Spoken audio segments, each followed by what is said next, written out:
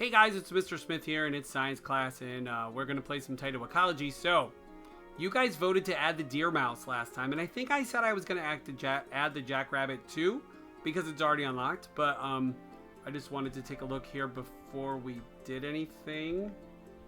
We have lots of stuff going on. So we have our decomposers decomposing things. Hopefully that's working. We can look here. So our detritus level is still pretty high, but it'll get better. Trust me, it's fine. We have ants. So this, I guess, is showing where all the stuff is. That's pretty cool. So remember, we only put 3 of these in, and now there's 1, 2, 3, 4, 5, 6, 7, 8, 9, 10. There's a ton of them. These are our pollinators. Choose more. All of these things are working together right now for our environment. And we're going to add some consumers. So you might say, because it's been a while, what are consumers? So let's take a look at the biodex. I know you guys probably remember what consumers are, but just in case you don't, where's consumer? Consumer. We're going to add some consumers, which is an organism that consumes other organisms to survive. That means they eat. They eat food. They need it. They want it. They crave it. So let's go down. So what we have so far are producers. So these are organisms that create their own nutrients to survive and do not consume other organisms. They do not eat. There are some exceptions to that, like Venus flytraps and a couple other. I think there's a pitcher plant that we've seen in videos that actually can eat things, but mostly plants do not consume animals. Like there's always exceptions to things, aren't there? So anyways, we are going to add some stuff. Let's go to the animal tab. So here's the jackrabbit, and we need to unlock.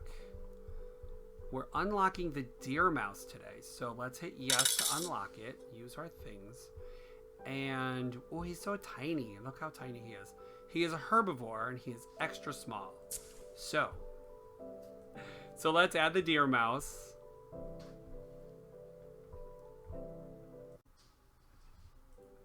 So guys, look how cute they are. Look, they're going right for the food. Look at that. So let's see what their health is. So the detritus level is bothering them a little bit, but they're not hungry and they're have perfect health. So there are 8 adults. Now in 11 weeks, they'll have baby deer mice. So that is something to consider. So we're starting out with, I believe, how many is it again? 8 adults. We're starting with 8 deer mice. So let's click off of them. Where are they going? Why does this one still look all lit up? Okay. Where are they going? Where you going, buddy? They're going somewhere. All right. Now, I promised we would add the jackrabbit. So let's add the jackrabbit too. And then we'll look up some information on them. Look at the desert tortoise. We voted down the desert tortoise, and I'm not sure why, because he's pretty cool. But anyways, we did, so that's okay. So the jackrabbit, there are going to be 12 jackrabbits. Let's not put them close to... There's all sorts of noises in my video tonight. So let's put the jackrabbit a little bit far away from the deer mouse. The jackrabbit is a herbivore.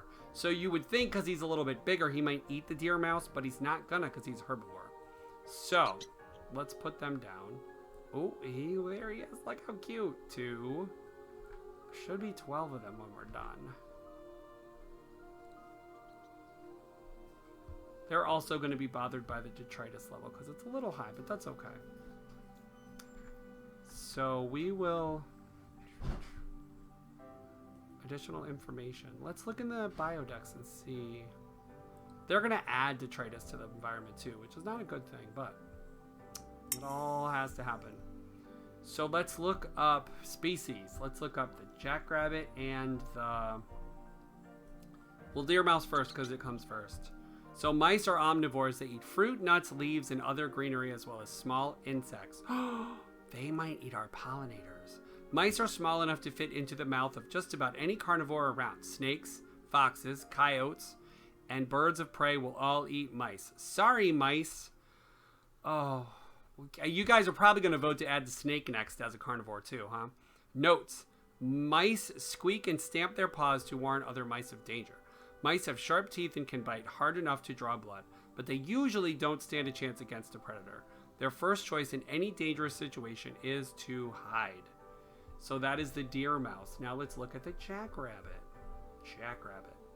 Lepus, I love these scientific names. Lepus californicus. Jackrabbits are herbivores. They eat nearly any type of plant matter from leaves to roots to bark. These animals eat almost constantly. 15 jackrabbits can eat as much as a large cow in one day. This is why we let the producers build up a little bit, because these jackrabbits are going to eat like crazy. Eat as much as a large cow in one day. Wow. Unfortunately for jackrabbits, nearly every carnivore has them on the menu. They are an important prey animal for coyotes, eagles, and bobcats. Even snakes will eat jackrabbits when they're young and small. Notes: because jackrabbits eat so much, it can spell disaster when predators are taken away from their territories. Just a few rabbits can quickly turn into hundreds if their populations are not controlled by predator animals, which can wreak havoc on ecosystems. Uncontrolled jackrabbit populations have been known to destroy fields and orchards with their grazing habits. So, guys, that is going to be something to watch in this biodome. Why is that one? Okay. Oh, they're all sleeping. Look how sleepy they are. Anyways, so we're going to have to watch to see how our vegetation does. The zone is locked. I know it's locked.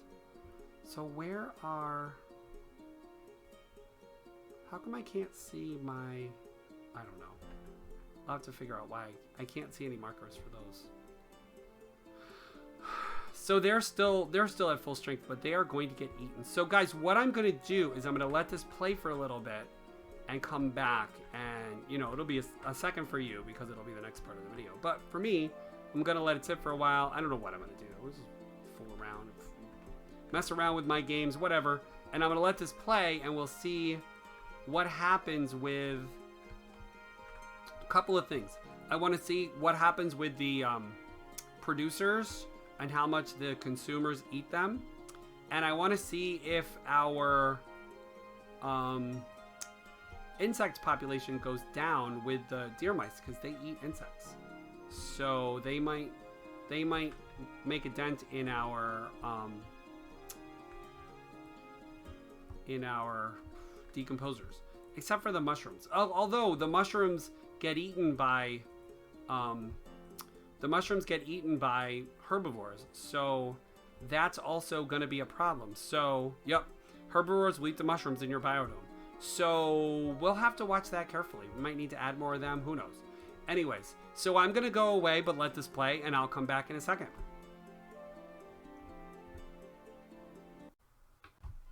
Hey guys, I'm back, and there's a couple things I wanted you to see here. It's been a while. It's been like 45 minutes in real time. I don't know how much time in the game it's been. It's been a while in the game too.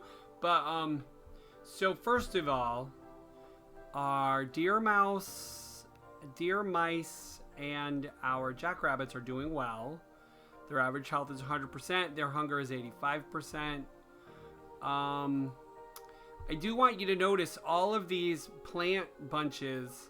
They're getting eaten. This one's 74 out of 90, which means it doesn't have as many leaves as it had before. This one is 89 out of 90, but the rabbits aren't very close to that one. This one isn't really being touched, but there's nothing near it. The ones in the middle near the animals are much more affected, but not seriously in a real bad way. This one's 86 out of 90. This one's 90 out of 90. This one isn't mature yet. It's 45 out of 45. So really the one that's most affected is this one. This seems to be where they go to eat. This is the local diner, I guess.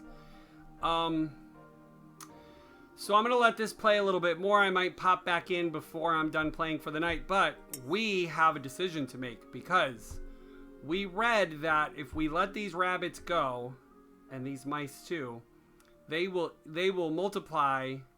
The rabbits actually, in 3 weeks, there will be baby rabbits.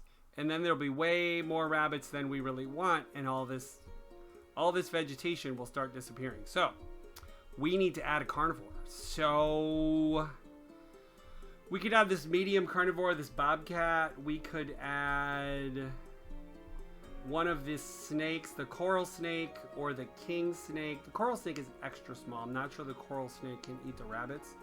Definitely could eat the mice. This consumer can eat poisonous, venomous life forms. The king snake is a little bit bigger, so the king snake probably could eat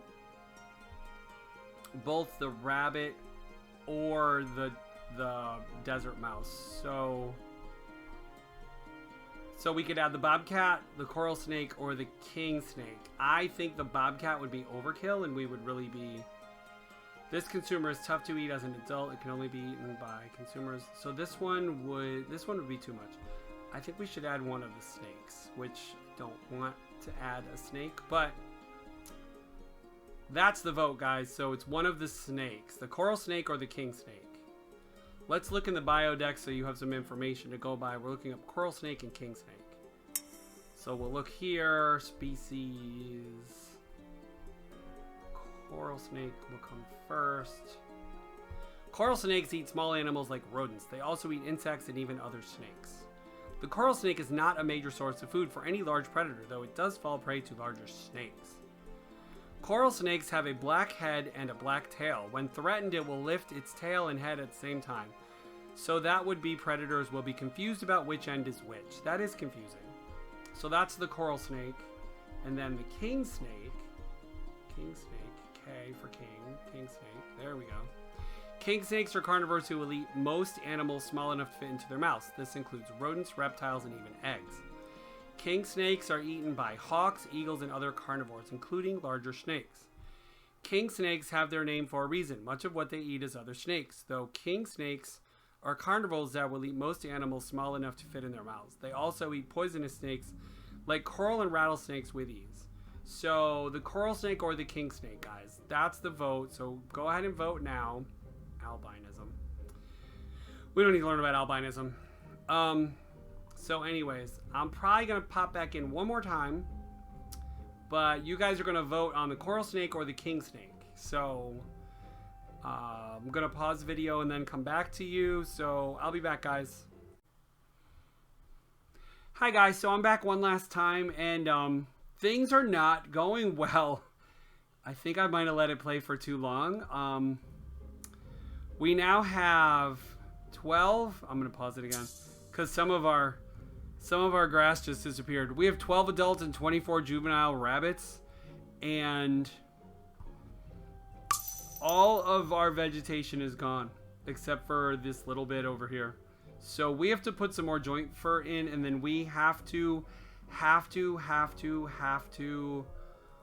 put in some carnivores. Those carnivores we're gonna vote on, because look, it's infested. It looks like just craziness over here with these little rabbits. So anyways, so Mr. Smith is gonna put some I'm gonna replace some of these because we won't have enough food if we don't. And then you guys, this vote's important because we have to have a carnivore in here to keep control of these rabbits, or else, see what happens is, and you would see this if I didn't add this grass, the rabbits would eat all of the food, and then there would be no food, and then the rabbits and the deer mice would die. So, interesting to see the balance was off because there's too many rabbits, which when we read in the biodex, it said that would happen. So, anyways, guys, thanks for watching. This was our science lesson for today, and look at all the rabbits. There's so many rabbits. I didn't realize there would be like 36 rabbits when they had babies. Anyways, guys, have a good day. Hope you enjoyed your Monday. Bye.